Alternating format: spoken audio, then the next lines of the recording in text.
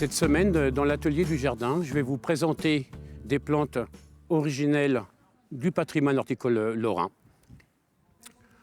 Il faut savoir qu'au XIXe siècle, des horticulteurs de renom se sont distingués par leur introduction et par leurs hybridations de végétaux.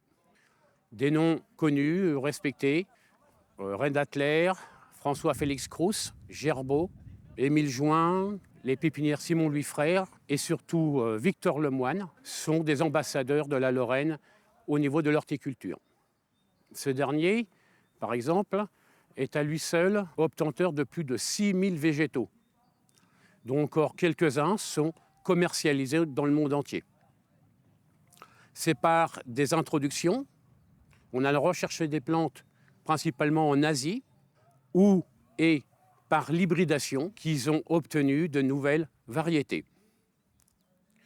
L'hybridation, c'est deux végétaux d'une même espèce. Il suffit sur une plante d'amener du pollen d'une autre plante, d'une autre espèce, afin d'obtenir un fruit, et ainsi donc des graines. Celles-ci seront semées afin qu'on obtienne des individus qui auront les caractères génétiques des deux parents, mais qui vous donneront peut-être une plante intéressante au niveau horticole. Aussi, un projet est né au sein de l'école d'horticulture et de paysage de Reville-aux-Chênes, avec le concours du Conservatoire et Jardin botanique Jean-Marie Pelt, afin de valoriser ce patrimoine horticole lorrain.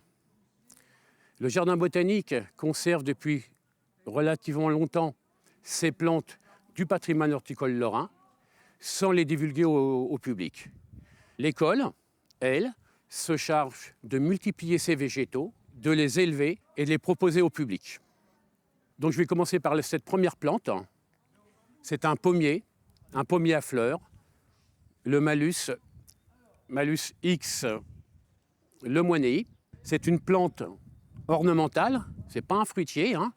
Il faut savoir que la forme fruitière des pommiers provient du Kazakhstan, alors que les pommiers à fleurs qu'on va retrouver dans nos jardins proviennent du Japon. Et l'espèce en l'occurrence, c'est du Malus floribunda.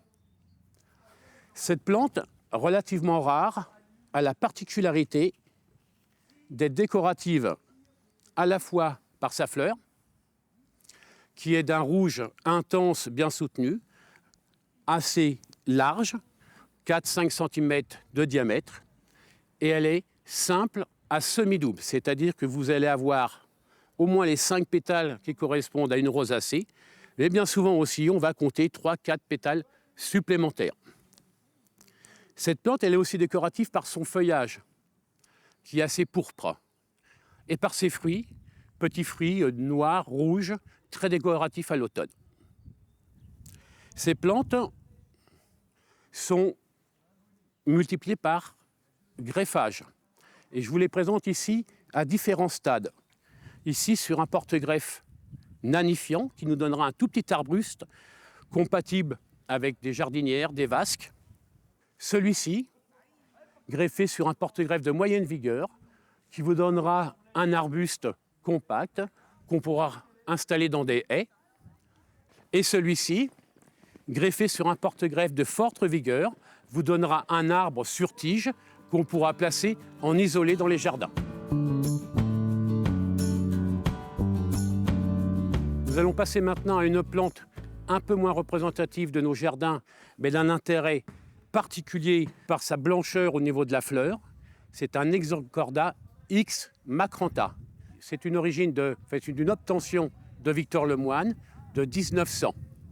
Cette plante a la particularité d'avoir des fleurs en étoile et qui est vraiment très florifère. C'est un arbuste qui peut atteindre 2 à 3 mètres de haut, à floraison printanière. En fait, c'est une sélection de l'Exocorda X macrantha obtenue par Victor Lemoine. Celui-ci s'appelle Exocorda X macrantha The Bride. Cet Exocorda, originaire du Japon, a un nom, sa traduction est arbre aux perles, qui est caractérisé par sa superbe floraison. Voilà, c'est terminé pour ces plantes. Je vous retrouve la semaine prochaine pour un nouvel atelier.